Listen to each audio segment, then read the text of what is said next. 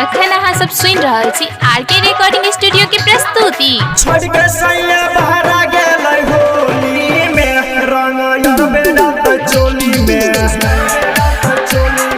छोड़ के सैया बहरा गेलै होली में रंग यार बेड़ा त चोली में छोड़ के सैया बहरा गेलै होली में रंग यार बेड़ा त चोली में यार बेड़ा त चोली में रंग यार बेड़ा त चोली में यार बेड़ा त चोली में रंग यार बेड़ा त चोली में छोड़ के सैया बहरा गेलै होली में रंग यार बेड़ा त चोली में छोड़ के सैया बहरा गेलै होली में रंग यार बेड़ा त चोली में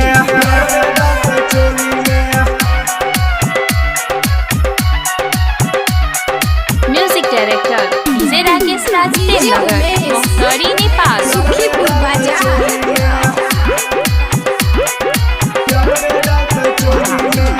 या रबा के भाग बाड़ी छोई गया नोखा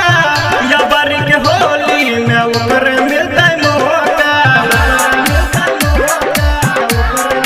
एक सखी या रबा के भाग बाड़ी छोई गया नोखा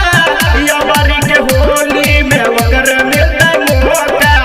हम डटल छिया यही बोली में रंग यार में डालत चोली में छोड़ के सैया बहरा गेलै होली में रंग यार बेड़ा त चोली में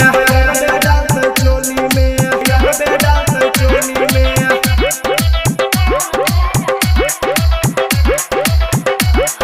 छोड़ के सैया बहरा गेलै होली में रंग यार बेड़ा त चोली में music by DJ Umesh Sukhipur Bazar. DJ Rakesh पिया चल गेलै बहरिया या रबा मनोज संगे लुटबै लहरिया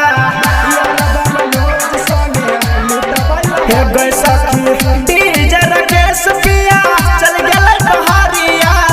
या रबा मनोज संगे लुटबै लहरिया अनका के बोलबै अपना टोली में रंग यार बेड़ा त चोली में